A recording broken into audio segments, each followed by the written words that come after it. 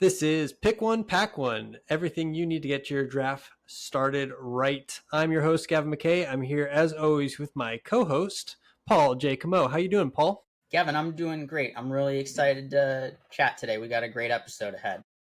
Absolutely, yeah. And there's, with the way that the world is these days, there's a few things that bring me greater joy than playing a game of Magic. And, Absolutely. It's an escape of some sort, to some people. And we obviously want to make sure that we're discussing not just Magic cards, but also Magic as a game and how it can relate to mental health and how we can actually achieve mental health success either through this game or within this game, and some great tips. We're going to have a special guest on later on. But before we get to that, do you want to start us off with our first segment? So we've got a opening segment today. This is not necessarily a recurring segment. This is some news for the world of Limited. We don't often have a lot of news to talk about when it comes to Limited beyond like, hey, there's a new set coming out. Mm-hmm. We've got a new format to talk about. Gavin, what is Commander Boxing League or Commander Box League? So Commander Box League is a new format that's officially sanctioned by Wizards of the Coast. It's a format that requires you to buy a box of cards. So getting that right out of the gate. It's a format. I'm sure it's been played in other places. I think you said earlier that there was something called the Commander Boxing League. And obviously this is kind of an offshoot of that. But the general premise is that you buy a box of Edge of Eternities or whatever it is going forward, and then you open all of those packs, you choose a commander, and then you can construct a 60 card deck and choose your commander, but it doesn't have to follow the commander's color identity. So the color pie / color identity is completely off the table here. You're basically building a 60 card deck with a commander as your base. So this is a really interesting format. What are your thoughts on this, Paul? So it's interesting that it's a format kind of that we've seen before at Magic Cons and things of that nature. Everybody buys a box, all the same box, cracks it open, builds a deck. But opening it up to not being tied to color identity seems weird for me in a format that we're calling Commander Box League. I feel like that kind of rubs against the spirit of Commander, as it were. I also think it's interesting that you're building a 60 card deck versus a 100 card deck. But I'm a Limited degenerate. I love cracking packs and building decks. And so I am excited to do this. I'm excited to try this. Yeah, one other thing to note is that this format will also include, instead of it being a singleton format, you'll be able to include multiple copies of cards that you open. So it's almost as if you're building a standard deck using the latest set, but you're also given a commander card that you can use in the command zone. And it doesn't have to match the color identities that you've chosen. So you basically can work with what you've got. As far as your packs are concerned, you'll open all your packs, you'll play your best cards, but then you also have this added bonus of you have this commander as well. We'll see how it plays out. I'm pretty keen and interested. Obviously, that's a lot of cards, so obviously if you're a collector, you're somebody who's going to be buying a box anyway, you might as well get some use out of those and have this sanctioned format.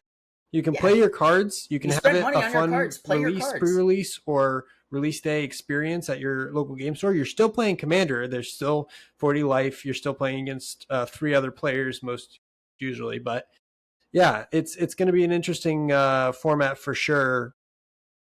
We'll have to see how it goes. The other interesting thing about this being an Edge of Eternities is that you can now have legendary vehicles as your commander. So that's something that has changed. You used to not be able to have legendary vehicles or vehicles as your commander unless you rule zeroed them or something. But in Edge of Eternities, I believe they're making a switch.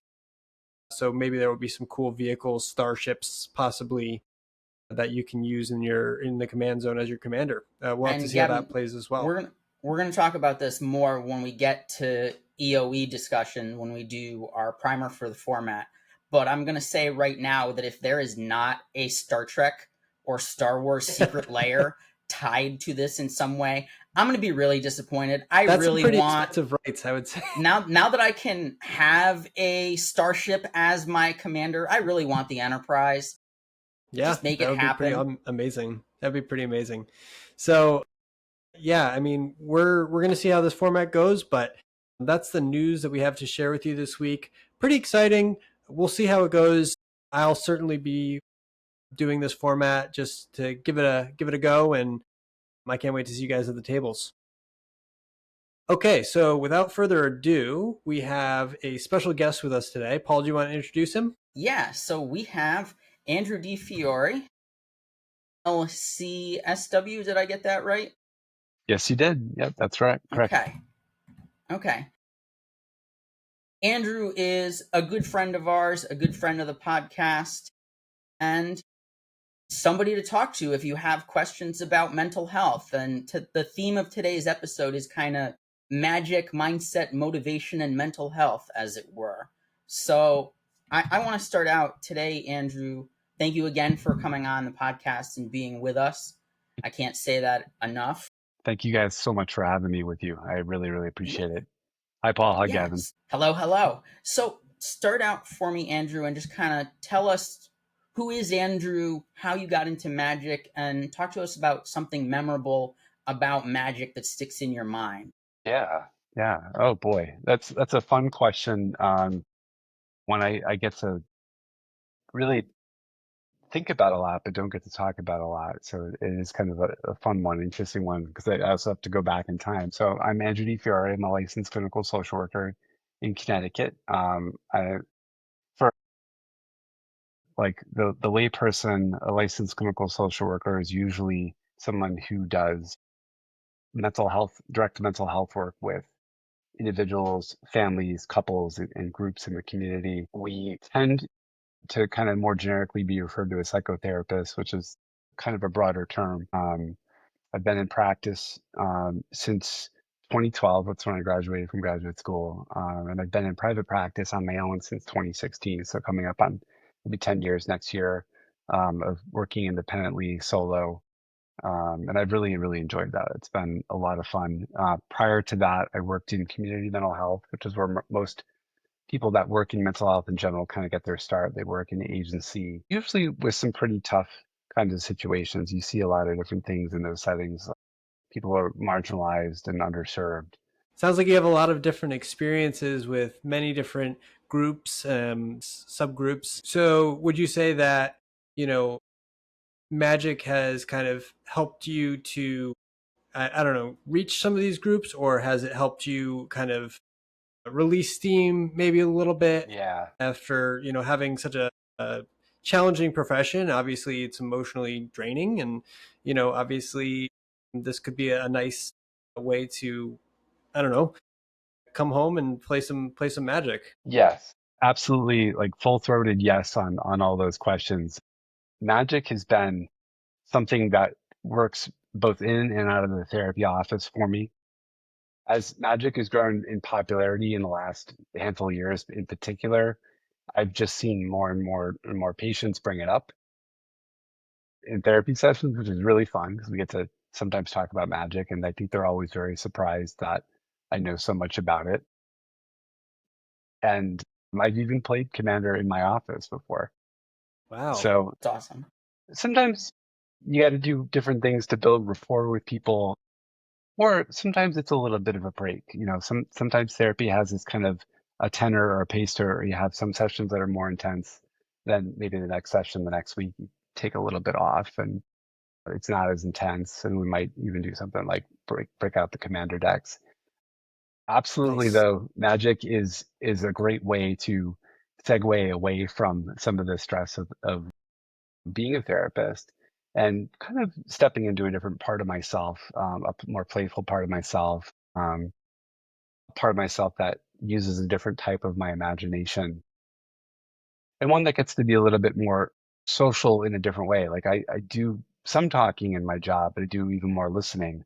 I get to play Magic. It's, it's a lot of back and forth, absolutely bi-directional, whereas therapy is not particularly bi-directional. So yes, it's a good way to unwind. And I've also met, at our local shop, Tabletop in Newington, I've met a couple other folks there that are in the mental health field, and that is always really thrilling for me to connect with That's other awesome. other players who are also involved in mental health. And I know some of them have told me similar things that I know one guy in particular I'm thinking of has told me he works mainly with adolescents, and that's been something that they do. They bust open the packs, or they whip out the commander decks, and they get to play as part of his job, which is, I'm sure for him, Hmm. really, really awesome. Seeing Magic, That's a cool treatment plan. I'd like to be on that one. yeah, yeah. If I could write everyone's treatment plan and be like, all right, commander for, you know, 52 weeks out of the year, that would be pretty Yeah, for solid. sure. But yeah, it is. And as we're going to get into in this conversation today, it's definitely a vehicle, no pun intended to the vehicle introduction there, towards a lot of different things in life. There's surprisingly a lot of parallels between what happens in the therapy room and what can happen at a drafting table or a commander pod, or even at a bigger event like an RCQ, or old days we used to do the Pro Tour qualifiers, the PTQs. It spent probably in some of the same rooms as you guys, sweaty basements and Mm. It's a grind. yeah, it's a grind. They used to do them at a hotel in Vernon too. I don't even think the hotel is there anymore, but all sorts of different places. Yeah, So, Andrew, yeah. I was going to say, start us out with your story and kind of transition to talking about kind of where that takes us Mhm. from here with your story, and we'll branch it out into a bigger picture. Yeah, yeah. Just to kind of answer your other question too, my exposure to Magic started when I was in high school. I was a freshman in high school, and folks that I were in school with, they had all these cool looking cards, and I wanted to know what was up because it was becoming really popular. I think revised edition had just come out, so there was this kind of excitement with the unlimited edition that had just gone away, which in hindsight is such a bummer, given that we all know. I'm at the same entry Yeah, point as you, so I yeah. can understand that. And it just became something that, my friends and I would play in school, like at lunchtime on the bus. I remember trying to play Magic on the moving school bus. That was never really successful. The Magic School Bus? The Was Magic Miss School Frizzle Bus, there yeah. too? It was the original Magic School Bus. It was truly magical, except the cards would just slide all over those like slick leather seats that, Yeah. it just doesn't work. It doesn't work. You can't have a, Pretty hard to tap your mana when your island is sliding yeah, across the back yep. seat there. And those And Gavin, things, in the revised days, you didn't play with sleeves, nope, so Mm. it nope. was just raw cardboard going Yeah, everywhere. yeah, I can imagine it was probably chaos. yeah. More chaos than your cube, I would say. Going back, Yeah, I mean back, that's crazy. yeah, going back that far though, like you can really kind of see, I think, some of even the seeds of this conversation that we're having now. I just didn't know it back then because, when I was young, as I was in high school, I had, not the greatest family life, and a lot of just kind of tumult and chaos in my own, family life and personal life as I was kind of moving through my adolescence. Magic became a way to kind of ground me from all that. And it gave me this safe place to go to that was with friends, and we all had this kind of one goal in mind, is to just throw these pieces of cardboard around and try to cast Force of Natures and Shivan Dragons, and actually thought that Stream of Life was a really, really, really good card back then, because I think all of us played green because that's just what you do when you're young. You play Gruul. Playing blue, playing black, nah, no. It had to be Gruul, red and green. But it was something that we would do, pretty much every day. I mean, if we were able to hang out outside of school hours, we'd be playing Magic. It's someone's house. And, as we got a little bit older, we got to start playing at some of the local game stores that started popping up kind of on the heels of Magic's popularity, and then all the other games that that came out kind of after Magic, solidified its spot as like the TCG game out there.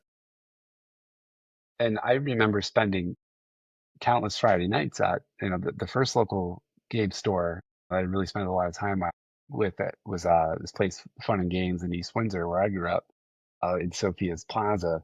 It's not there anymore. I think it's a Polish deli now, but I would spend every Friday night there. I remember my stepfather having to come pick me up in the snow. Like, he was so angry that he had to drive out in the snow one night, but I wanted to go play Magic on a snowy Friday night. But in hindsight, you know, Magic kept me out of a lot of trouble. And being the, the emotional kid that I was, and just feeling everything so big, there was a lot worse things that I could have been involved with at the time. I had my fair share of mischief, but Magic was like this kind of thing I could continually return to that was safe, that was community oriented, met some really cool Mm. people, some people I'm still friends with. Called The Gathering for a It's, reason. you took it out of my mouth because I was thinking about this conversation that we're having now this week, and I was like, well, I got to work something in about the gathering. Of course, that's what it says on the back of every single Magic card. But yeah, it was gathering absolutely, and this was pre any kind of online Magic. I think the dojo website was popular at the time, and if you were like really into grinding, you were reading stuff on. I think it was a dojo, like Mike Flores was like the big columnist at the time and stuff like that. And kind of the last part of your question there about how I engage with it nowadays, far more casually. I'm a parent. I'm a therapist, like I mentioned. I'm a husband. I have a lot of responsibilities with all those things. So my Magic intake is minimal, unfortunately. I still keep abreast of it. I like to read about what's coming out, all the hype. I love reading about the constructed formats and what's going on with them. Shout out Monstrous Rage, getting the band hammer yesterday in standard.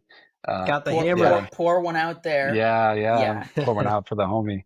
And with a slew of other cards. And I love seeing what's going on in Legacy. And before I was a parent, I was playing a lot of modern. Modern became a kind of competitive format of choice. These days, it's limited to Commander, Oathbreaker, and Limited, which I know Limited is kind of the focus of what we're talking about today, which I think there's a lot of parallels between Limited Magic in particular and stuff that occurs in the mental health world and with our mental life, and even some of the strategies that psychotherapy employs to help people through various situations in their lives are equally helpful in even a Magic draft of 8 people. You get, you and 7 of your friends sitting around.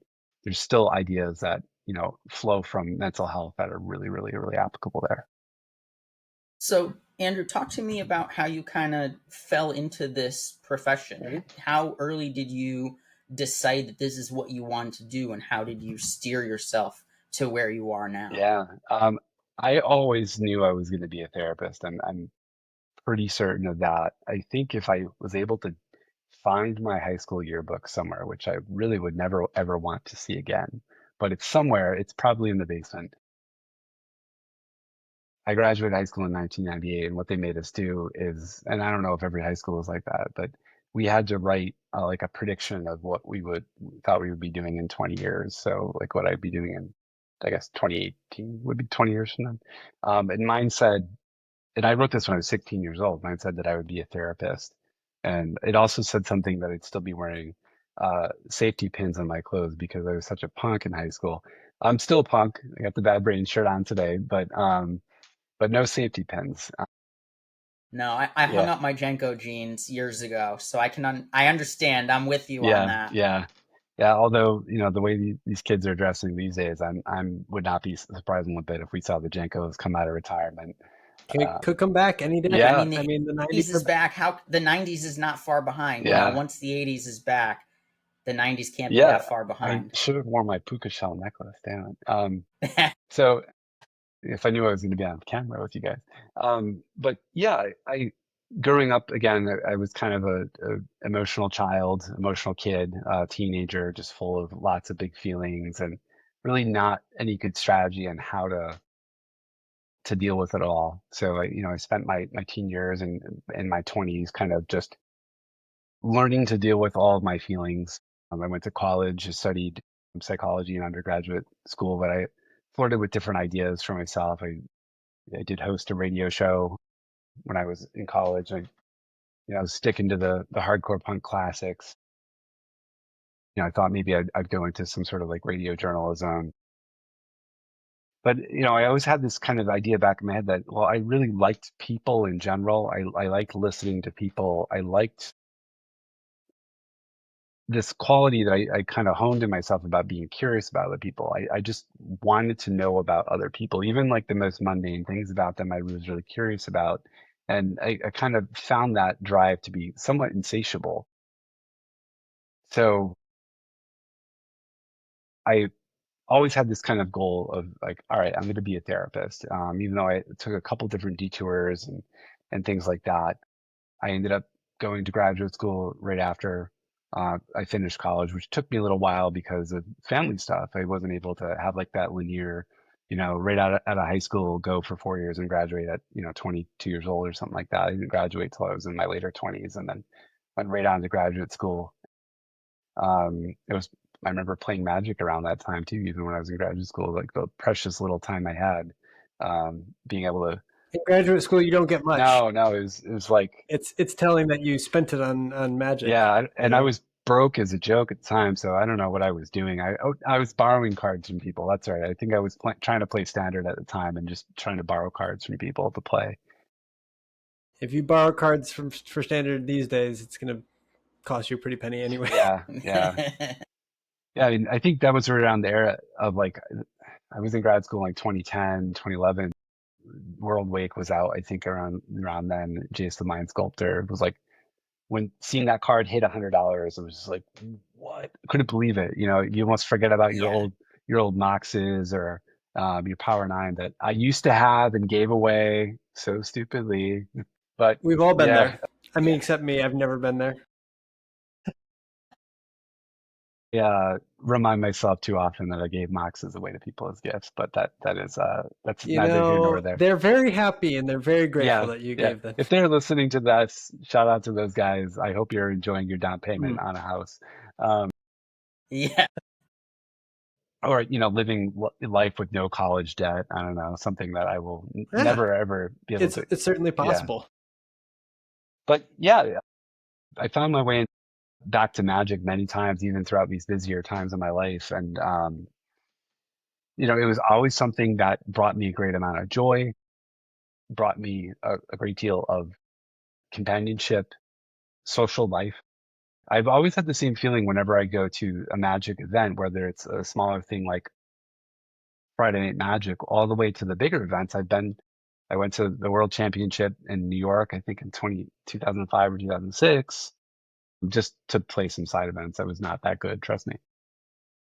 And everything in between, like pre-releases, Pro Tour qualifiers, the recent cons that we've had in the area, the SCG con. I always have the same thought walking into those spaces and thinking like, these are my people. And I kind of have a felt sense of kinship with pretty much everybody.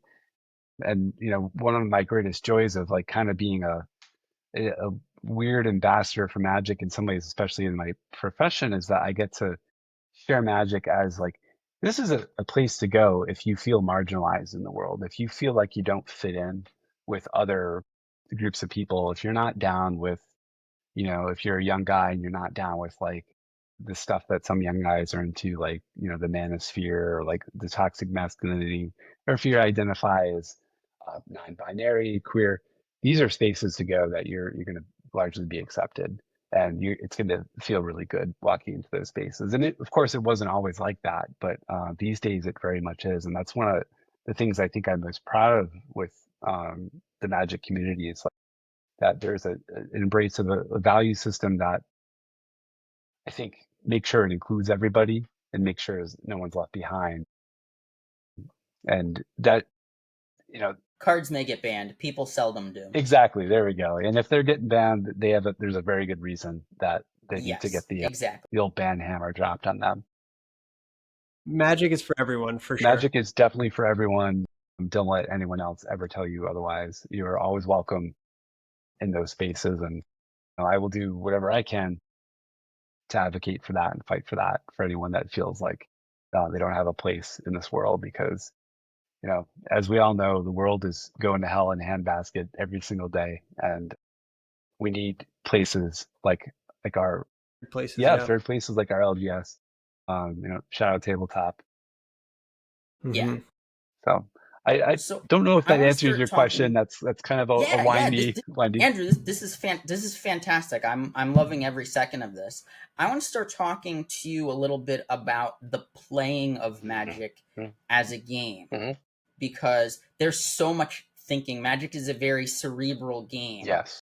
It's very much a game about making Unless you're a decisions. red player. Hey, even the red player still needs to do math up to 20, I still I'm got to sorry, count. I took a still shot. got to remember all those mouse triggers. Yeah. Well, not anymore, but I did Yeah. at Not one anymore. point. Not anymore, I but you did at did. one point. Yeah. So it's very much a game of making decisions from imperfect information. And whether that's navigating a draft Yeah. or a complicated sequence of plays, how do we prepare ourselves mentally for making good decisions in Magic and in life? Yeah. Wonderful question. Probably my favorite question that could be asked, I think, today. I love that question. So, and I guess I would start off by saying, like, well, accepting and recognizing that the information that we get, like at a drafting table, even in a tournament where we kind of know what people are playing, if there's a kind of established metagame, that information is imperfect, no matter how good we think we are at Magic, how well we prepare, how well we know the sets that we're drafting or the packs that we're opening. There's always elements that we just don't know, and we have to be okay with that. Acceptance is like probably the word I'm going to say the most in this conversation today, because it is probably the perfect through line between mental health and Magic the Gathering as a game, as a pastime, as a community activity. We have to practice acceptance, even radical acceptance, which is not the same thing as saying that you like something, that you approve of something, or even that you want something. It's a vital, vital, vital part of psychotherapy too.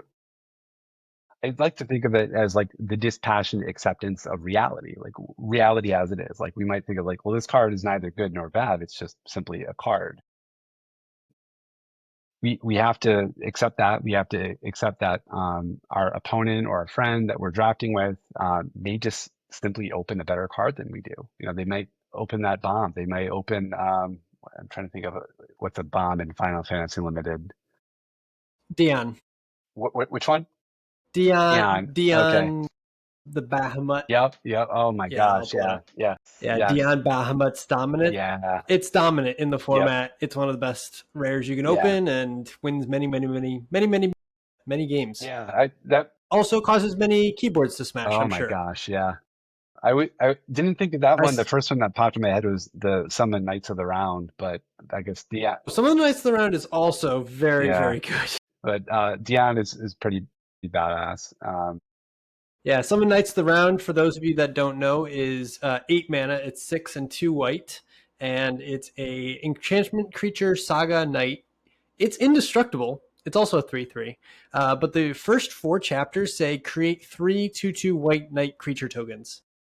And then the 5th chapter is ultimate end. Other creatures you control get +2/+2 until end of turn. Put an indestructible counter on each of them. So if you ever get to the game where you get to chapter 5, yep, it just says win the game, but you're not even getting to that. I mean, even the first chapter usually causes an instantaneous scoop.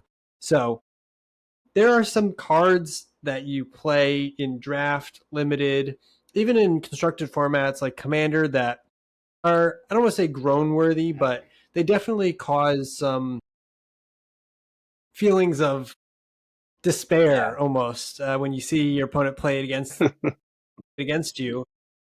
And you're right. You just have to accept what's happening. You just have to accept. You have to say they have they have what they Mhm. need. They've obviously played the game, and they drafted this card or they have this card, and accept the fact that they've done this and figure out what you can do about it Exactly.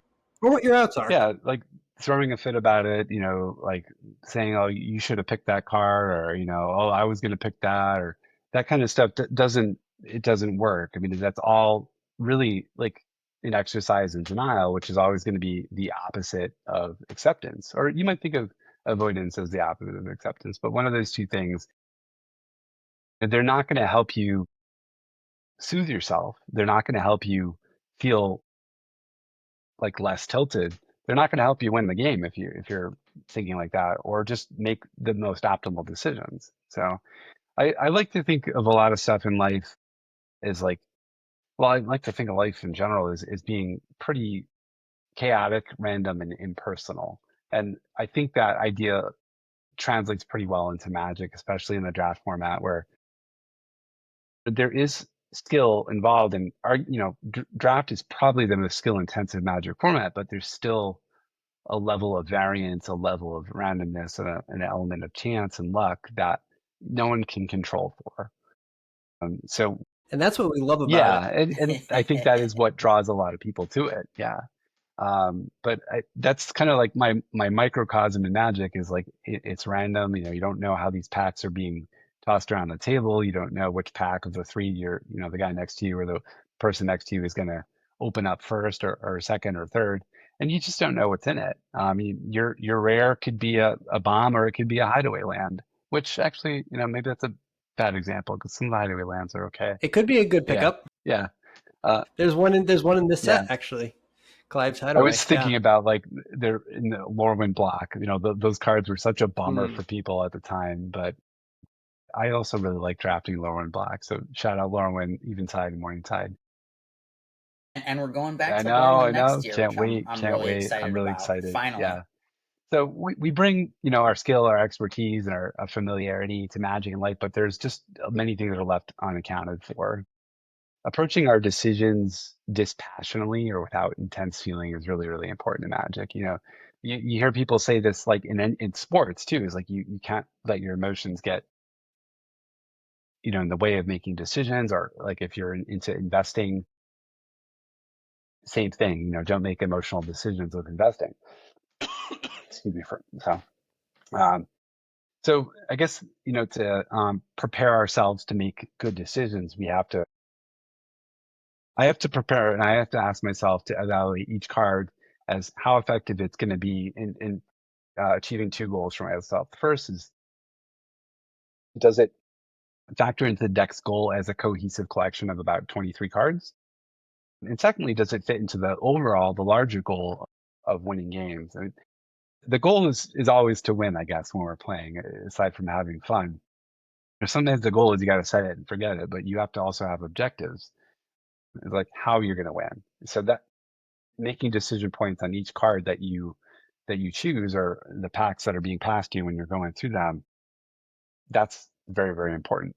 This seems simple, but it seems like a duh thing, but this has been what's been effective for me to decide, especially with non-creature spells in particular, when I'm going through my packs and deciding, what am I going to take here that might end up kind of being the difference between winning and losing. And that's usually, again, I non-creature have a spells. So yeah. I have a quick Mhm. question as it relates to kind of the winning and losing Yeah. mindset, because when I got back into Magic, after taking about a 10-year hiatus, I started in around Mhm. 2010 and picked it back up about 3 years ago. And when I got back in, I tried playing Standard and played on Arena and got really good at Standard on Arena and thought, oh, I could make Mythic on Arena, so I must be good at Magic. And that was Yeah. wrong. I was I was not that good at Magic. I was good at finding play patterns and working with the deck that I liked, but I didn't actually understand the full rules complexity and everything else. And it took me a long time to come back to Magic in a way where I was fully able to realize what the different formats were. Like limited obviously grabbed my attention and pulled me in hard. And being able to draft that and do sealed really kept my attention and focused me. But in the early days when I was just getting started in these formats, sealed and limited, and some of the standard that I was playing in real life at game stores and stuff, I was getting very discouraged because I wasn't winning very much. And I kind of had to drag myself back to the table to give it another go because I wasn't I didn't know enough, or I wasn't looking at this from the right perspective. So if you were to give some advice to somebody who was maybe not winning as much as they'd like to, but are either still having fun or would like to get better, but need to have some encouragement to continue on that journey. If there's two types of people that are doing this journey, one who's doing it, and is still having fun, even though they're not, going 3-0. I remember the first time I went 3-0, I framed my 3-0. It was so lame, but I was just so happy that I went 3-0. And then, the other type of person that's trying to just continuously get better and enjoys winning and wants to get to that next level in their Magic playing endeavors. That's a really good question. I appreciate you sharing your story in that too. Partially because I hear a lot of myself in that and what you're saying too, because I like you had an extended break from Magic from roughly the year 2000 to maybe 2005. I think there was 5 years there that I really wasn't involved with it and even paying attention or keeping up with it. And when I got back into it, similar to what you did, I started by drafting. I never got into the online thing. I never did Moto or Arena, so I can't speak to the online stuff at all. I still don't do it now, but I started drafting at a local store. Shout out the Grid and shout out Carl in Manchester, Mm-hmm. doing time spiral drafts. And like you, getting kind of frustrated and grumpy and wondering what I was doing wrong and why I wasn't doing as well as I thought. Part of it, I think, and this would be my advice to my younger self, but also just general advice to like the question that you're asking and to anyone that might be listening is like, I think humility is kind of important and recognizing our own limitations. I think, what I struggled with when I was younger in like the mid 2000s there is like a sense of like, well, I've been playing Magic for a long time and I'd been playing it like since 1994 where you could still get a couple packs on limited, but revised was out and you saw all these iconic cards at the time, like the first handful of expansions were all reasonably available as singles. And there was almost a sense of entitlement that came with that of like, well, I've been doing this a long time and like I should be better. Like just the virtue of playing since the game is almost brand new should just make me better. And I had to kind of just lose that idea and like kind of go back to the drawing board and recognize like, no, like people have surpassed you. You might have been good, playing Ice Age sealed deck tournaments at Buckland Hills Mall, which I did, which I absolutely love doing. And that was my very first Magic tournament of any type ever was Ice Age sealed deck. And that's what made me fall in love with limited. And I did really good at that. I think I got second place the very first tournament I ever played. And I had it in my head like, oh, you must be pretty good if you're getting second place.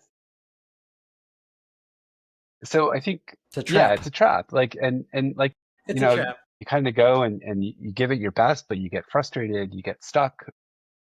So going back and kind of checking yourself and recognizing like you got to be you got to be humble, you got to be empathetic to the parts of yourself that feel wounded.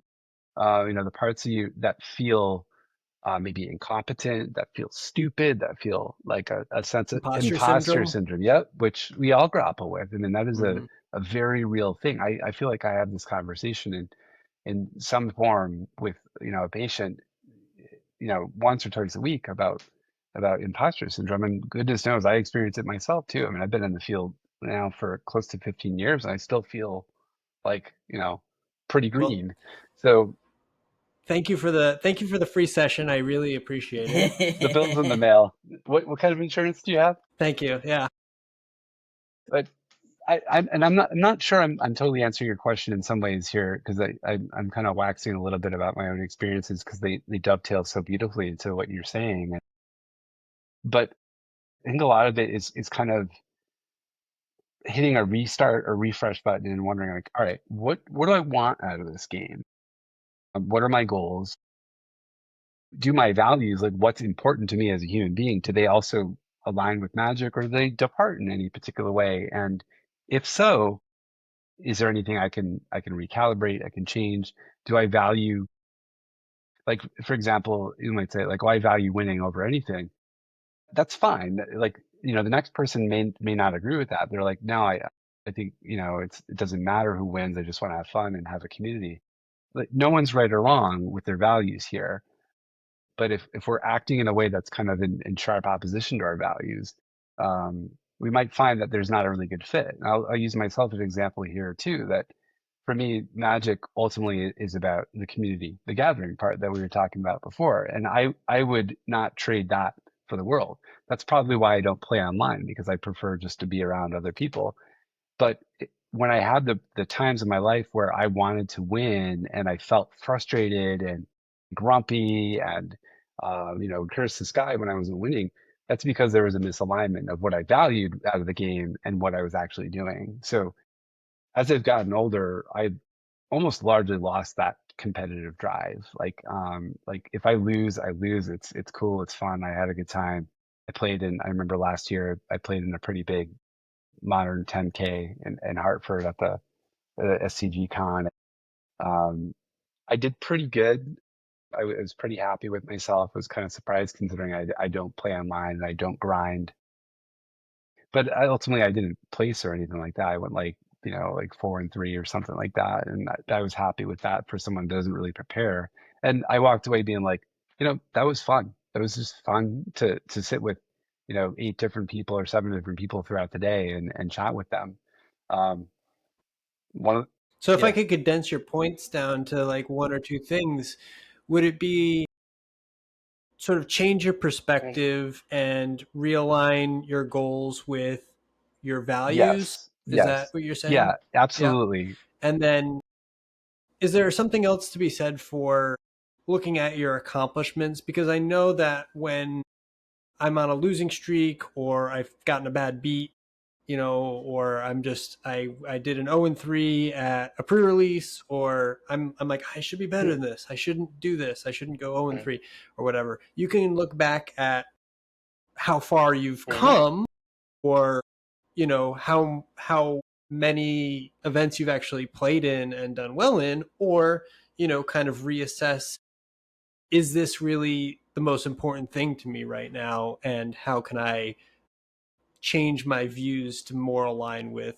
what I actually care about, which, for you definitely is community. I still care about winning a lot. Nothing wrong Obviously with it's that. it's one of my favorite feelings. Everybody likes winning. Paul, I know you like winning. I love winning. Um, I've been on the receiving end of Paul's victories before, so I of got a yeah. Paul beatdown, yeah, me too. But to think, even when it was a high stakes tournament, Paul, I recall the RCQ where you got knocked out in the last round and didn't qualify for the top eight. It was really frustrating because I knew that you were good enough to make the top eight, and you probably should have been there.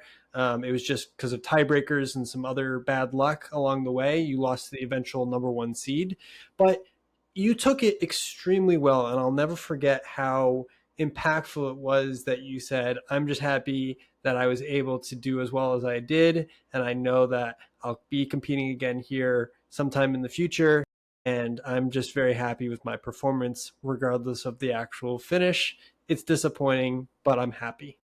Well, I think that event in particular felt really good for me because yes, I lost 2 matches, but there was never a point where I felt like I made an obvious punt or an obvious mistake. It was just a good game, and we played 3 games each match, and the other player got the best of me in the deciding game, and that kind of is what it is, It really, for me, Magic is all about a learning experience.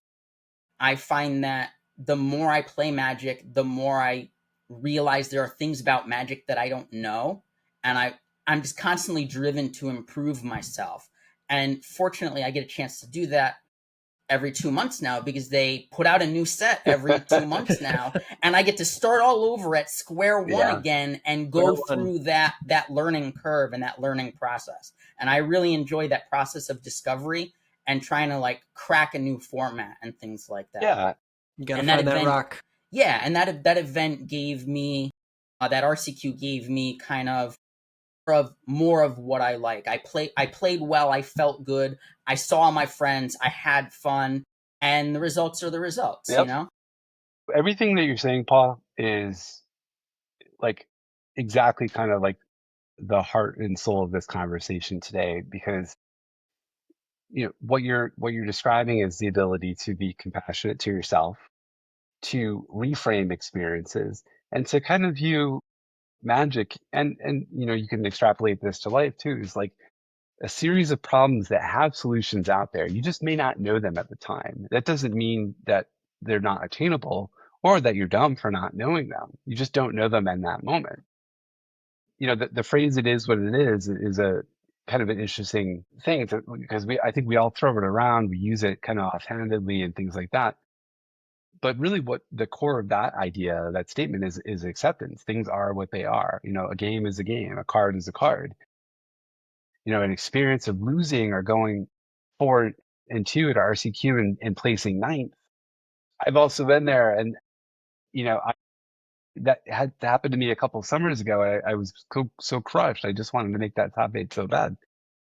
But I did the exact same thing that you did. I went through the process of being like, all right, how do I frame this differently? Did I have fun? Absolutely. Did I see people that I like and that I respect and that I care about all day? Did I spend the day doing something that I've generally cared about for, at this point, over half of my life? Yes. And, did I learn certain things about the deck that I was playing, which now has banned cards in it, so it doesn't matter. Shout out Teamer Rhinos. Team Yeah, of pour Yeah. one out for my violent outburst boys. But yeah, being able to go through that process of using self-talk, of Crash of Rhinos is also a wonderful card. Crash of That Yes. Rhinos. that that Okay. that You that's you a think of classic throwback there. Crashing Footballs, though, is the beef in that Right. deck. Mm-hmm. But the process of reframing, the process of using positive self-talk, and the process of finding, I guess, the optimism in the experience is really, really important. Certain forms of therapy do this really, really well. Like a lot of people might be familiar with cognitive behavioral therapy. It's a pretty popular form of therapy. That's really a lot of the strategies involved in cognitive behavioral therapy are about how do we talk to ourselves. Gavin, you actually said something interesting when you were talking about wanting those three O's and really getting hard on yourself if you did have like the O3 at the pre-release. You use the word should. I should be getting 3.0. I should not be going O3 at the pre-release. I should be, posting these W's.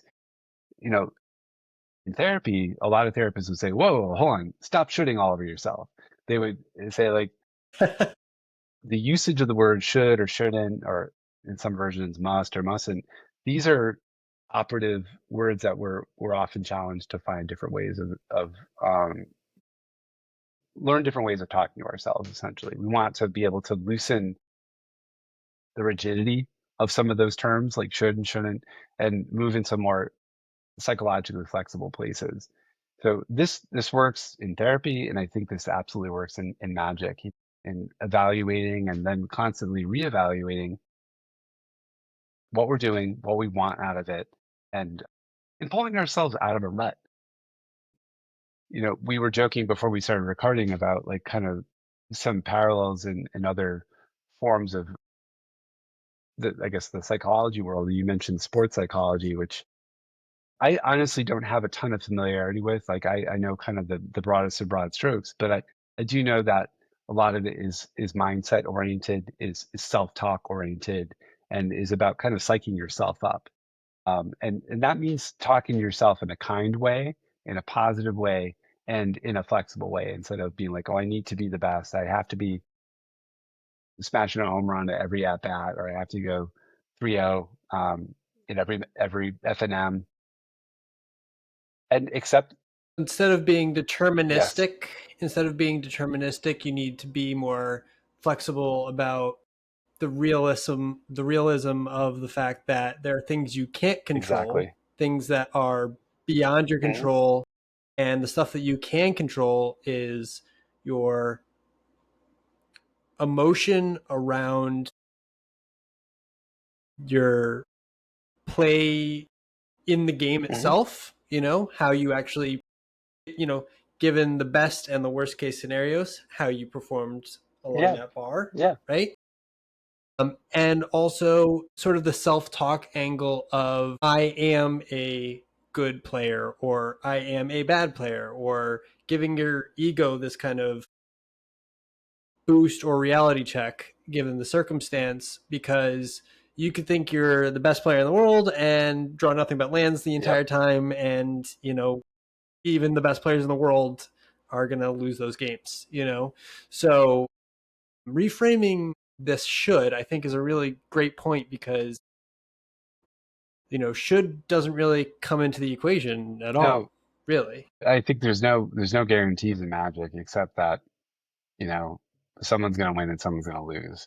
Um, although there are Hmm. ways, Or there could yeah, be a there could draw. be a draw. Yeah, okay, You run out of yeah, time. You you run got out a of time, time, and it's a draw. but yeah, all these things, Yeah, nobody flip coins. That ends up badly. are incredibly vital to having a good or better time playing Magic, but also in life. I am a big fan of emotions, to be honest with you. I think in Magic, though, they don't always fit well, except the more positive emotions. I think, I'm a big believer in the power of anger, to be honest with you, but I think that doesn't really apply here with Magic. I'm a big believer in that, our negative emotions all have to be let let in, allowed in, and accepted.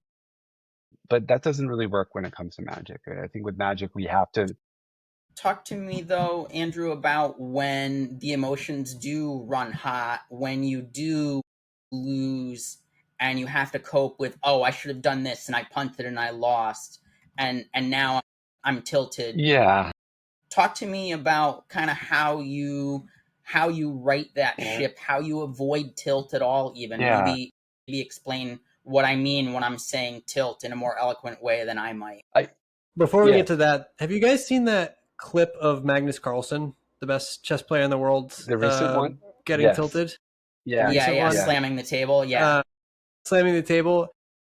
That's kind of, I don't know if anyone's seen that clip. We'll probably post it in the link description here, but that's kind of what we mean by tilt, in that it's a outburst or emotion that's coming out. And I just thought that was a really apt example that happened fairly recently. And chess and Magic have often been yeah, compared, so I figured that was a pretty good segue to what we're actually talking about yeah, here. And I think of it as more than just a single outburst. I think of it as a throwing you off your game mhm, entirely. If I'm tilted, I'm no longer focusing on the game. I'm focusing on the emotions that I'm feeling versus the back to mindset, mhm, the mindset that I need to have in order to continue to make good yeah, decisions and do well. yeah, And so it's like, what are ways that we should be working on ourselves to unpack those things? yeah. I mean, mindset is a big part of that because your mindset kind of acts as an insulator against tilt. I think. Okay. I mean, just starting on, I guess we could start on either mindset or tilt. I mean, I will say that I was like really late to the game when it came to the concept of tilt. I guess I experienced it, but never knew what it was. I think when I started playing,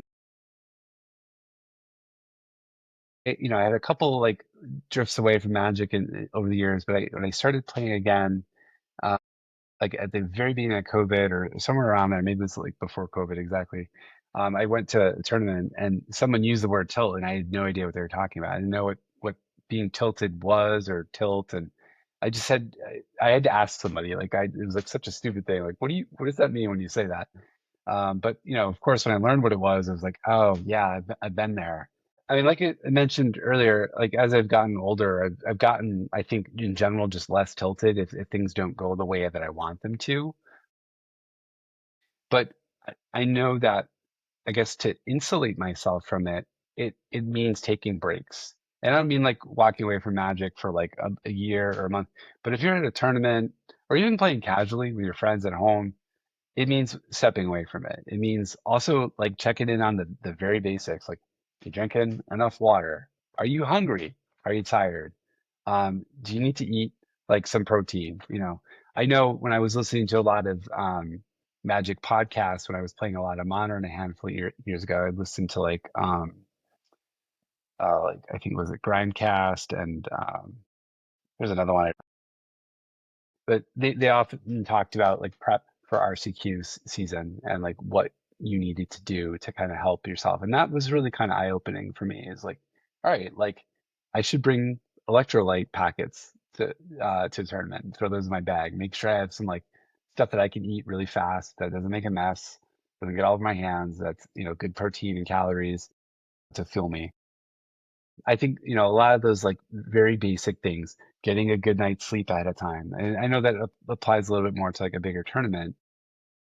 But Paul, I mean, you were talking before and you use different terminology, but I'll kind of translate it. You talked about kind of approaching yourself with a great deal of compassion following kind of a disappointing loss. Like, what is it like to go to an RCQ, prepare for that, do really, really well, but just not good enough to get in that top eight that we're really gunning for? The self-talk, the self-compassion about like accepting imperfection, because perfection doesn't exist in the game of Magic or in life in general. That's vital to step away from being tilted. Recognizing that the emotions that do come up in the moment of frustration, of anger, of impatience, if we're getting tilted and we have a opponent that's like maybe doing slow play or Jedi mind tricking you and be like, oh, I just drew this a terror. What does this card do? Or something like that. When they play kind of coy with you. Not not taking the bait. And being able to call it out in your own mind in the moment what it actually is. I think the best strategy for that is just mindful observation of yourself. What am I feeling right now? Where is this coming from?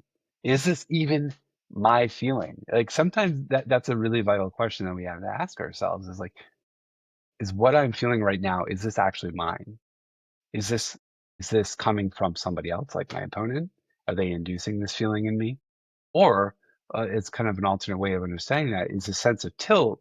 Is it, and this is sound very therapist-like, but is this related to some other part of myself from when I was younger that felt maybe incompetent in the eyes of whoever our caregiver was, or felt misunderstood, that felt like they missed out on something?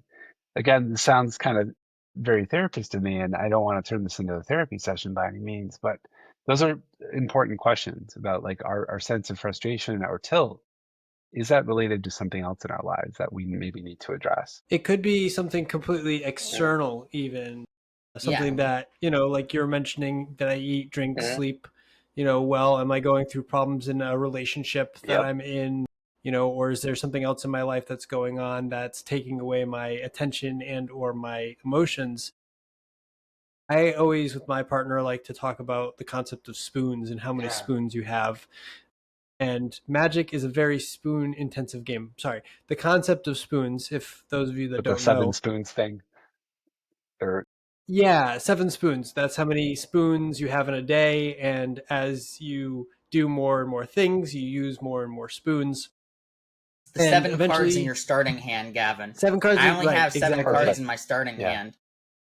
And love so it.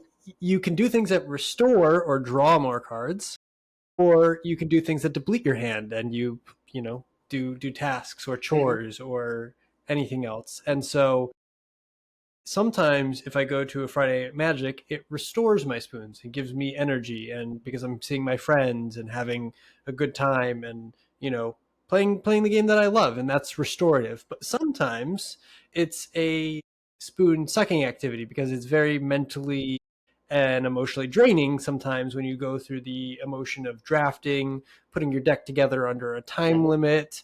There's constraints on you. And so sometimes it can be a Yeah. net negative. And so when you're out of spoons, your emotional regulation goes kind of out the window, or is reduced significantly.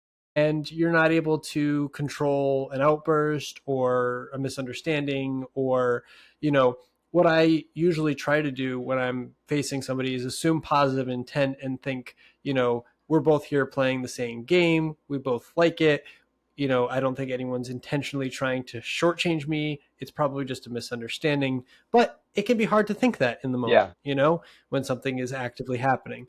So I think that those are really great points to look outside of what the actual situation is to see where these outbursts would come from, going as deep as my relationship with my mother or my relationship with my father, to something as simple as, hey, I didn't drink enough water today. Let's Yeah. remedy that, and being compassionate towards your fellow competitors and other people at the store, because you know you all are there for the same reason. You guys love playing Magic, and everybody wants to play fairly and with fun, and nobody likes an outburst for sure. Beautifully said, Gavin. Absolutely beautifully said. I really appreciate everything you just said, and I think it fits beautifully into this conversation. In particular, you mentioned the concept of emotional regulation, and also starting from the perspective of like you make I think it's an assumption, but it's a good assumption to make here. I mean, we usually think of assumptions as bad, but we can start a lot of activities that we have in life or experiences we have in life with a set of assumptions. One of which is that people are here to have a good time when they play Magic. You go on that assumption that people are here to have fun, to probably win, but maybe not necessarily. And that they're going to be putting their best self forward in that endeavor. I think if you start from that, and also I think you touched on something really, really important that I'm a big fan of in general in life, like not only in relationships, but in therapy, is like the idea of misunderstandings. And I mean, I frame it with my patients as like, we always have to attempt to understand a misunderstanding, even if it's something as simple as I misheard somebody, like somebody said something to me about whether it's in a therapy session or during a game of Magic, something is just not clear because of background noise. It doesn't matter. An attempt at understanding the misunderstanding from a place of openness, of curiosity, and even wonder, that can get you off on such a great foot that gives you a lot of that insulation, a lot of that buffer against getting tilted altogether. Emotional regulation skills come in a million different flavors. We often teach them to kids. We hopefully more and more schools are going to be kind of on board with teaching emotional regulation skills. But if you're kind of going with a toolbox of those things, you're going to be ahead of the game. No pun intended. A lot of the times, you're going to be able to label your feelings. You're able to use like, hey, I'm feeling frustrated right now, or I was hoping to draw this card and I didn't get it, and I'm disappointed. Somebody just merely putting a word to the feeling is a great start at regulating the feeling of the negative feelings that sometimes come with Magic, but to also to avoid the tilt that sometimes comes. I mean, Magic players have a little bit of a reputation for being,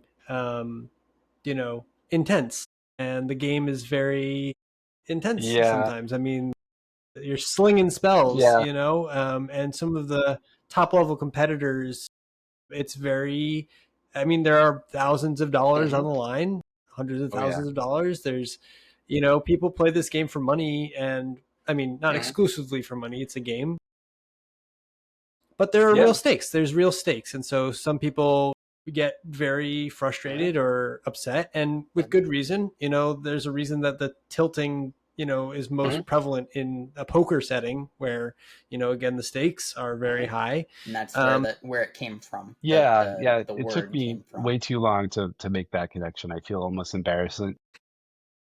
well, it's originally from pinball, but yes, it's transferred from pinball to poker and then I escalated guess from that there. makes sense. So That reminds me of kind Yeah, of, because if you tilt the poker yeah, machine or the pinball machine, it says tills. this all reminds me of kind of a funny, slightly side story about being tilted that I wanted to share because I know at the onset of the conversation we were kind of, there's a reference maybe to like magic memories or fun magic memories. And back when I used to play a lot at the grid, I would play a lot of competitive events there, whether it was like, standard during the week or drafts or I think extended was the other format at the time. Modern didn't exist, so it was like extended and standard or limited.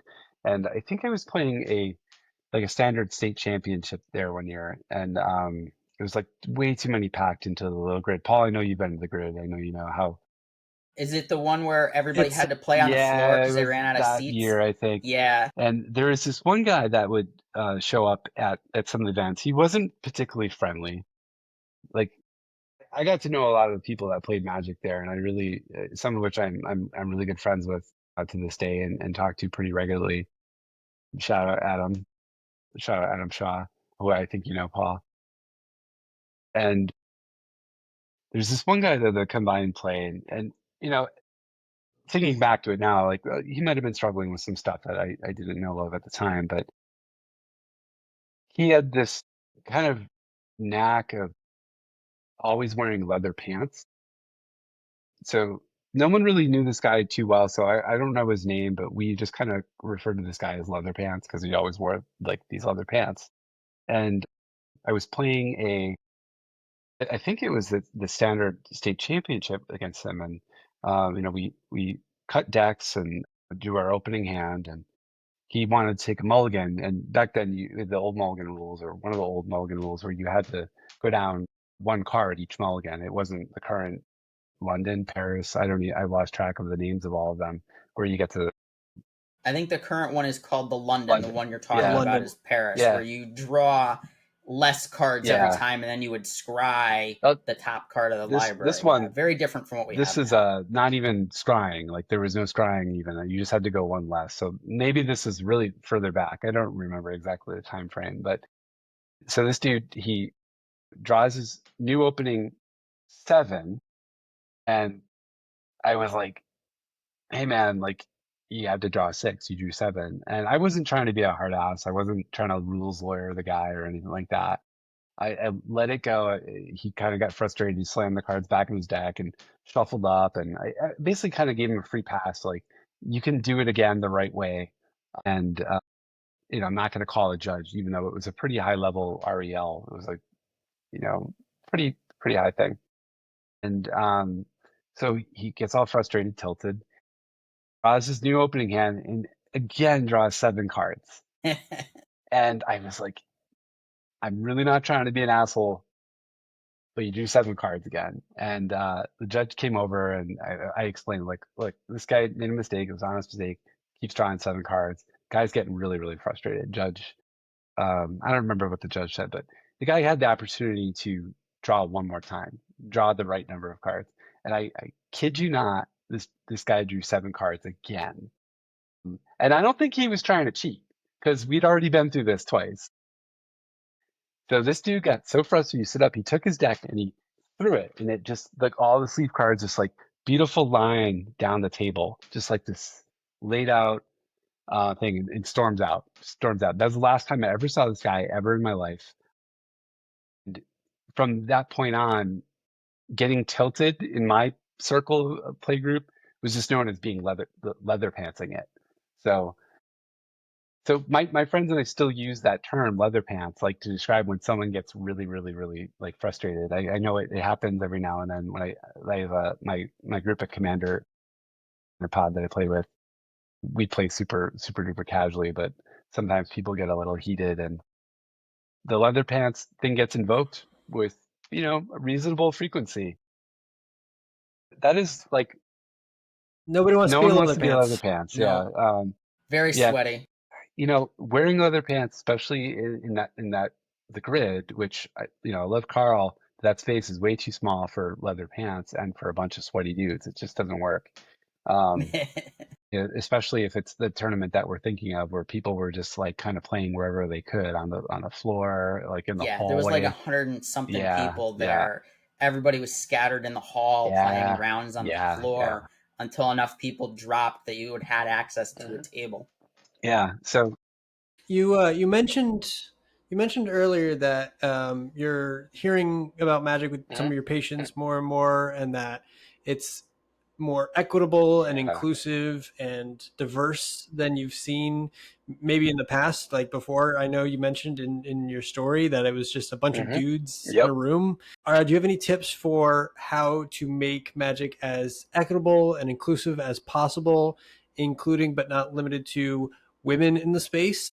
Obviously, it like doesn't need to be said that it's drawn, like we're three dudes here, and it can get a reputation as sort of the card game sphere. You mentioned toxic masculinity earlier in Hmm. the show, that this is just for dudes. This is Hmm. a dude's hobby. This is a guy's hobby, or something that only men partake in, which is not Yeah, true. yeah. I know many people who play who are trans, non-binary, female Mhm. presenting. All people play Magic, and it's a very inclusive space. And so, can you give us, from a therapy or a therapist, psychotherapist perspective, what are some ways that you can make this space open, accessible, and friendly to everybody to come and play the game that Yeah. we all love? Wonderful question. Maybe one of my favorite questions, but also one that I don't really have a good answer for, partially because I don't want to mansplain it, like how Hmm. non-male presenting people should be and what they ought to do. But what definitely comes to mind is I believe very much in the paradox of intolerance that, sometimes we just have to not tolerate intolerance. So if we see it, it means we have zero tolerance for it and we call it out. I am not afraid to be outspoken about what I believe, my political beliefs, my non-religious beliefs. They're important to me. I don't bring it into therapy really, but if people use politics or religious belief to cut others down, I'm not going to shut my mouth. I consider myself staunchly anti-racist, anti-fascist, non-believer. After I didn't put this in my intro, but I almost went to seminary school instead of college. So there's a whole story there about religion and stuff like that. We can cover in another podcast. Not maybe not this one, We'll bring Sure. you back for another but episode. Don't if worry. we see that kind of behavior in people that attend events that we go to, we we call it out. We squash it immediately.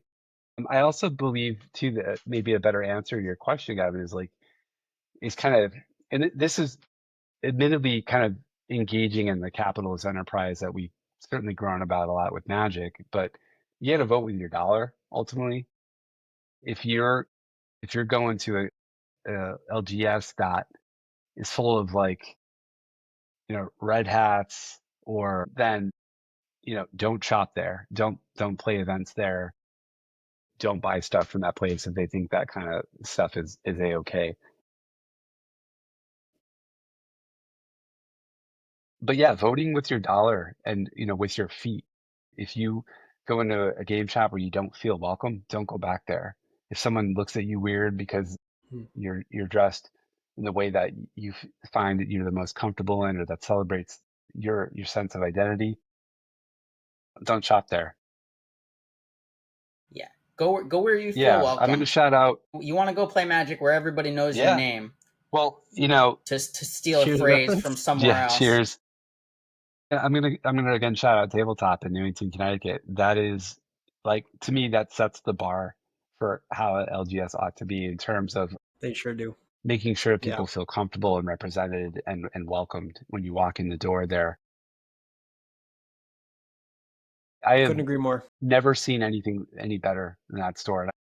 I've been to LGSs around the world. I've been to them in Japan. I've been to them all over Europe, all over the United States. I was just in Los Angeles last week, and um, my brother-in-law, who also plays Magic, which is really cool. When I met my wife, I found out that she had a brother that played Magic, and we like to play together. Awesome. he's been out here a number of times and loves going to tabletop because he loves like that. It's such a vibrant, welcoming place. It's not dark, it's Yeah. not dingy, Yep. it's well lit. There's lots of people all around who are open, inclusive. I remember going to a game store with my partner, and she was very uncomfortable. It wasn't a tabletop, it was a gaming store in upstate New York. We went to go to the pre release of Wilds of Eldraine, and she just felt uncomfortable.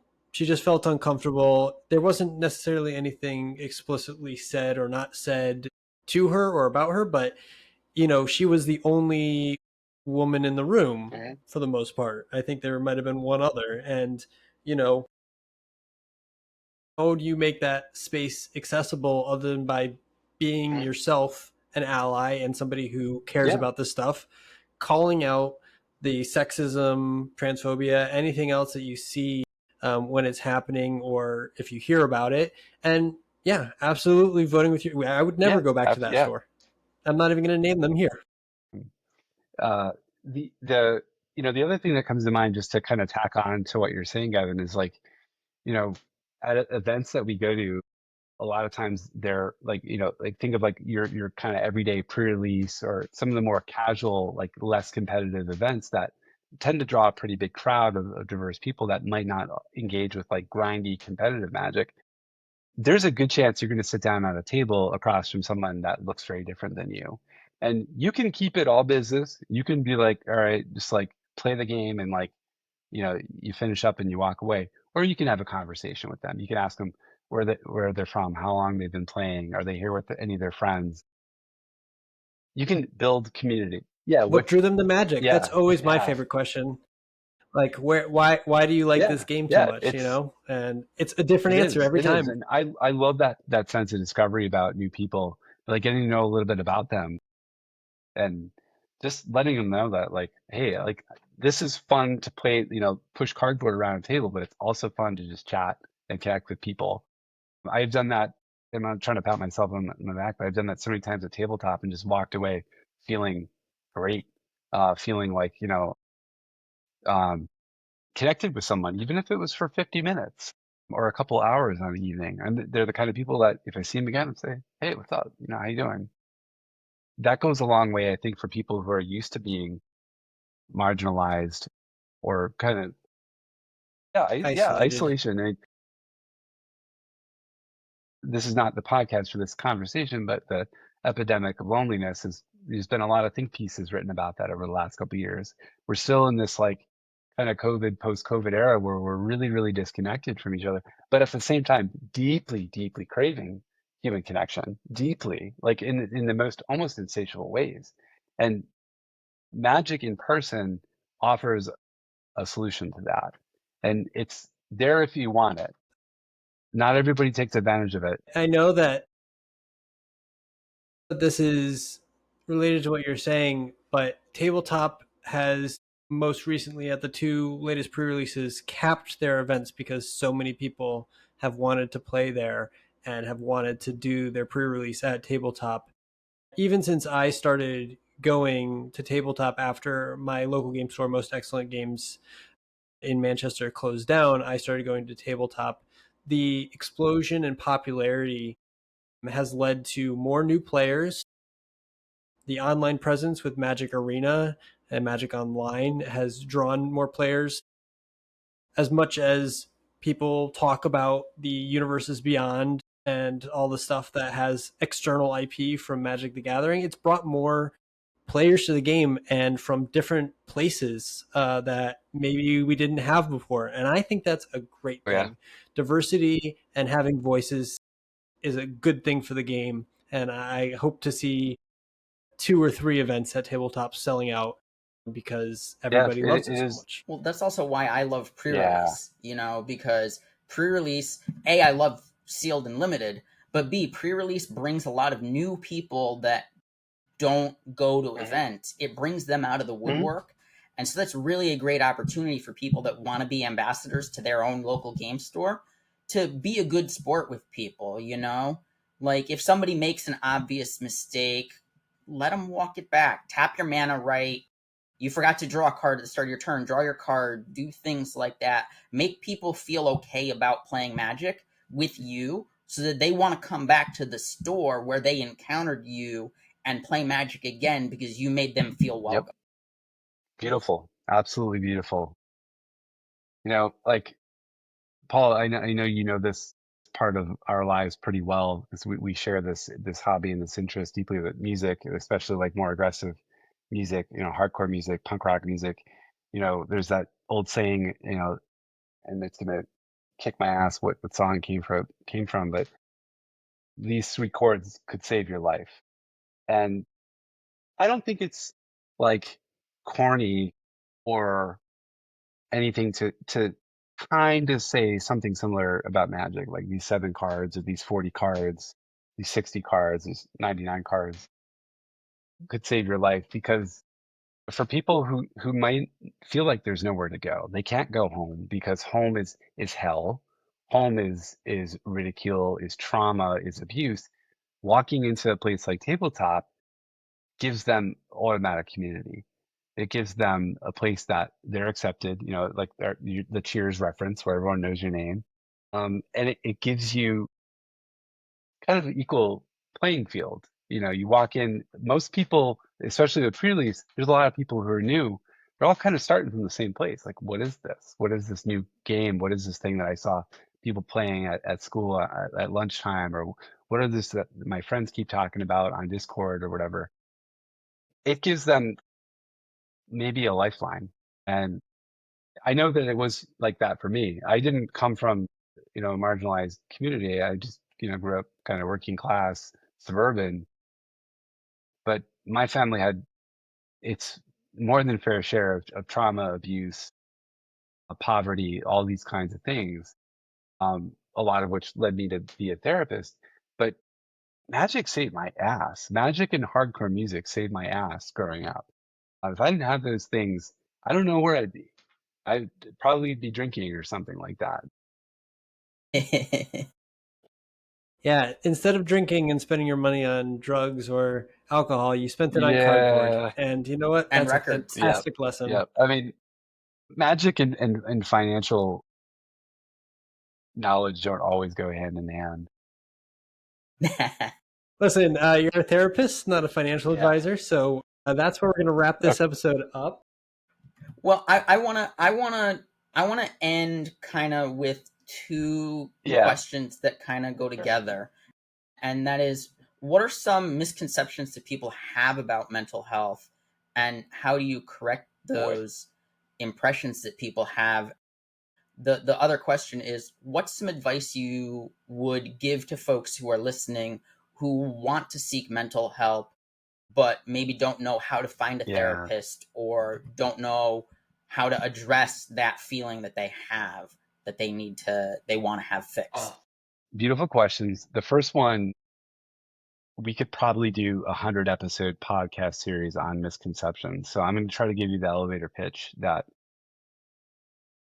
mental health is not about like diagnosis or about medicine or anything like that. Those are parts of it, and sometimes they're necessary. Mental health is my working definition that I always give people is that mental health is about feeling all of your feelings and accepting all of them in their entirety, not just feeling happy. In the US in particular, we have a big problem with like kind of chasing happiness at all costs. And that is a complete pipe dream. It is a complete lie. It doesn't work for anybody. So giving up the need to be happy all the time is really, really important. So therapy helps us kind of let in and accept all of our emotions. And a lot of times that's done just completely outside of whatever diagnosis a person has. In my professional and personal opinion, diagnosis means very little ultimately. So, if someone's coming to see me and a lot of my colleagues, they're not there to get like labeled with something and like, treated like they're sick or they're disordered or that they have an illness. They're there to seek and hopefully get a great deal of understanding and connection. Medication, I'm not a prescriber, so I can only speak so much on this, but generally the benefits of medication are oversold. I will just leave it at that. Okay. How do we correct this? One thing is don't take media portrayals of therapy very seriously. There's a lot of really bad portrayals of therapy on TV and in movies, some of which are like incredibly cringe inducing. Uh, like if any of you guys have seen the show Shrinking on Apple TV, it's like so unethical, but it's funny, I guess. But Yeah, I think that's the premise is that it's extremely unethical. It's made by the same guy who made yeah, yeah, Scrubs, so yeah, you know it's supposed to be a comedy with light yeah, therapy subtones, and is not actually what yeah. therapists are like or therapy is like. Yeah, The other misconceptions, yeah, love the show, love Jason I'm Segel, also a but huge Jason Segel fan. I mean, for my money, and yeah, Harrison yeah. I Ford, mean, I have fantastic. a Star Wars tattoo, so I'm gonna rep Harrison Ford till the day I die. The day I die. The other misconceptions I think that people have are like that um, therapy is just about blaming other people in your life for the circumstances. I think, there are some therapists that unfortunately do kind of fall into that where they like just kind of collude with someone's sense of not taking responsibility. But the act of going to therapy is partially the act of taking responsibility for oneself. We can acknowledge the impact and influence of other people in our lives. And I think, honestly, be fair, more often than not, a lot of the pain that we feel has to do a lot with other people. But we're not just there to blame, other people for situations in our lives. We're also there to walk the line of acknowledging the influence of other people, but also the other side of the line is taking responsibility for our own healing. Ultimately, I like to emphasize that therapy is not a something that we do, but it's more something that we are embedded in. Part of my elevator pitch with psychotherapy and about improving mental health is that we don't really do therapy. I'm not like a radiologist where I'm performing a procedure or an intervention necessarily on somebody, but I'm more a person that you're in a relationship with. And so it's being with instead of doing to is probably the simplest way I can put it. And how do I correct that? I I like just tell that. people usually that in the first session. I say, this is what it's going to be like. And it's maybe not what you thought it was going to be. I'm not here to give you advice. I'm not here to tell you how to live your life. I'm here to kind of walk alongside you in that journey and engage, in an emotionally attuned relationship. That's kind of the secret sauce that makes it work. In all honesty, like it isn't so much like, this whiz bang alphabet soup type of intervention that's like, you know, buzzy in the field. It's about authentic human connection.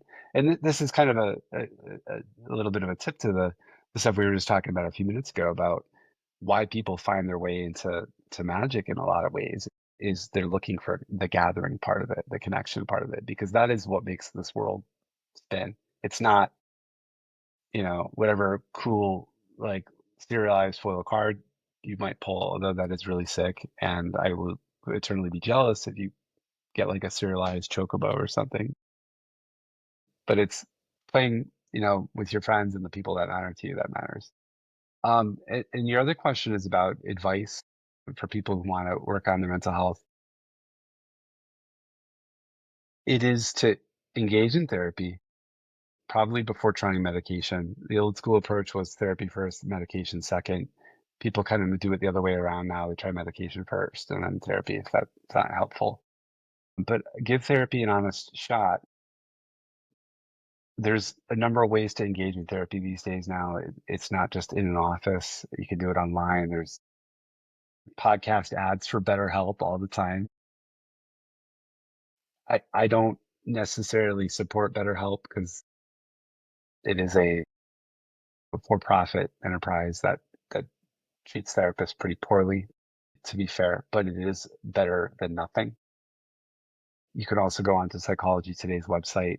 They're a big magazine publication. They have a really handy find a therapist tool on their site where you can search by almost any kind of criteria, geographic location probably being the most important, but what kind of insurance you have. If you want a male therapist, a female therapist, a non-binary therapist, if you want someone who's allied with particular communities, they have ways to search for even if you're a pilot, you can find a a therapist that's aligned with the pilot community, which I didn't know was.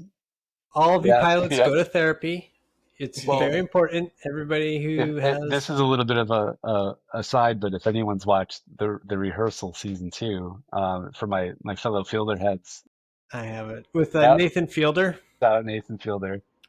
Oh my He's gosh, brilliant. season 2, the rehearsal gets into a lot of what we've talked about today. Obviously not Magic the Gathering, but mental health and pilots, I guess, since I brought the pilots thing up. But I won't spoil it for anybody. But that is the comedy event of the decade, in my humble opinion. But yeah, Nice. reach out So to, if you have friends that go to therapy, ask them for a recommendation.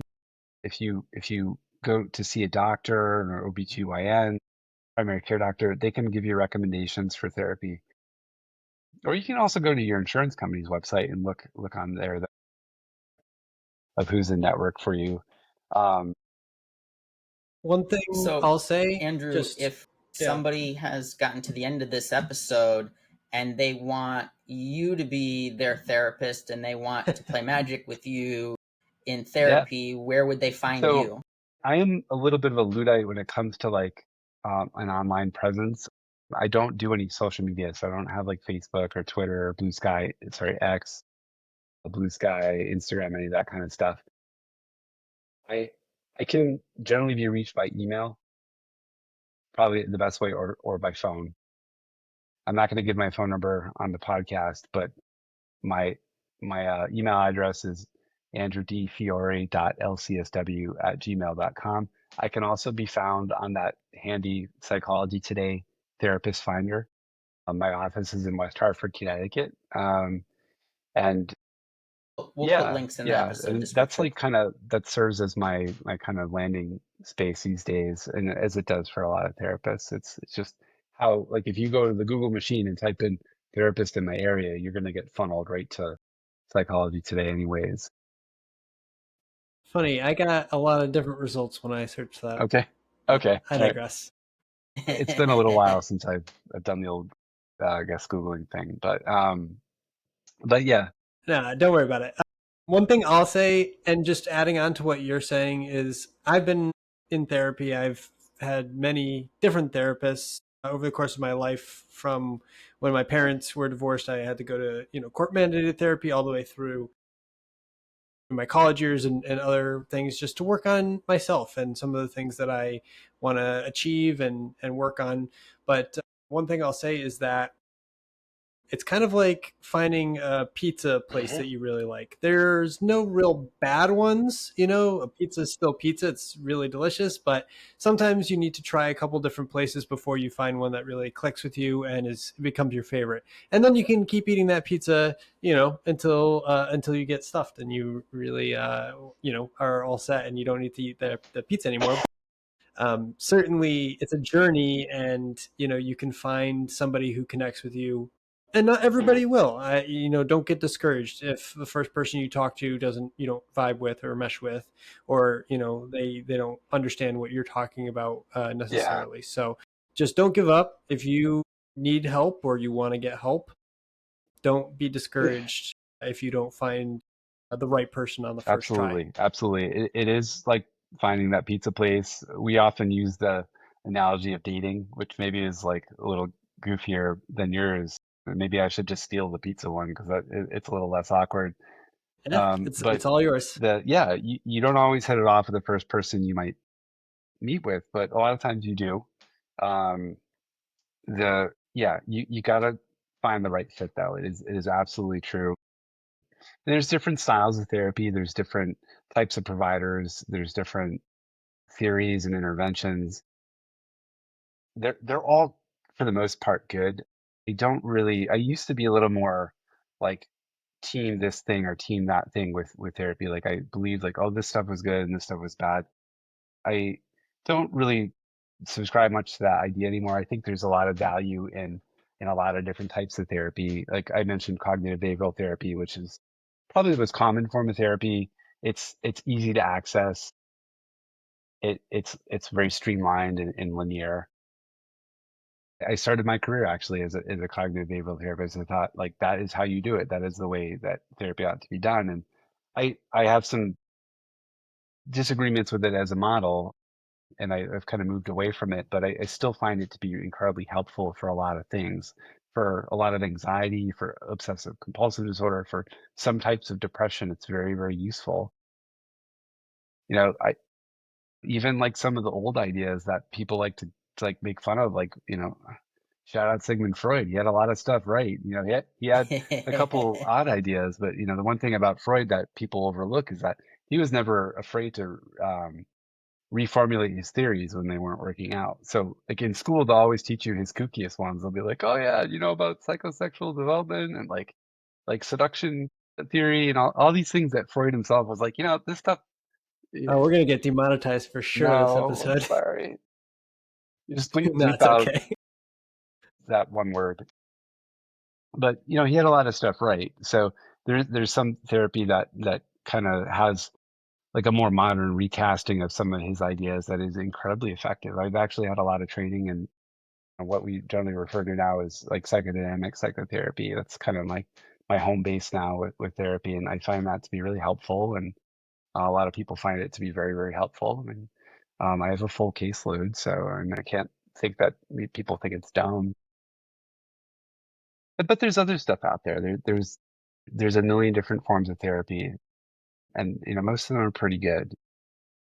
I think ultimately, Except in this case for magic yes, and retail therapy. I think that one, if you're doing retail therapy with magic, you're going to be maxing out your credit cards yeah. for sure. Very Well, quickly.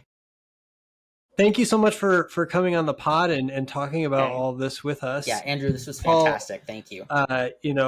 You guys have known each other for a really long time. I'm newer to getting to know you and have played a couple events, together. So it's a pleasure to talk with you, and thank you for sharing your very qualified and amazing thoughts on everything.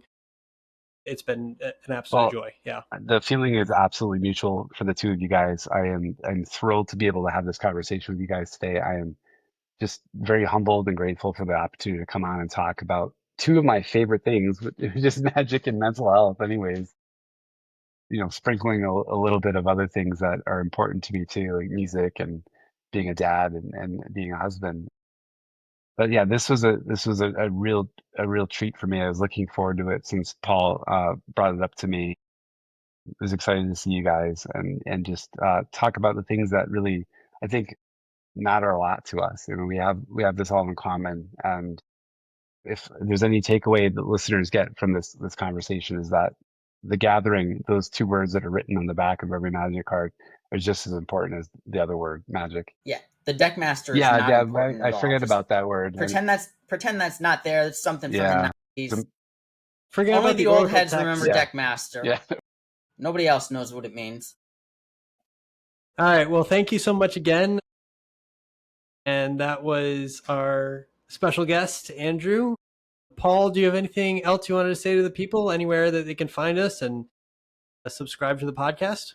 Gavin, we are Pick One, Pack One Pod on all the things, the Blue Sky, the Instagram. Find us there. Find us on YouTube at Pick One, Pack One Pod. Like and subscribe if you enjoyed what you heard today, what you saw today. And Yeah, I tell think us about any tilting moments that you've had, or tell us a funny story about how you had a leather pants in your group, and make sure that you are a kind and good-hearted competitor, and we will move to the end step, pass the turn, and we'll see you next week. Thanks Take so much care. for listening. bye, Bye guys. bye.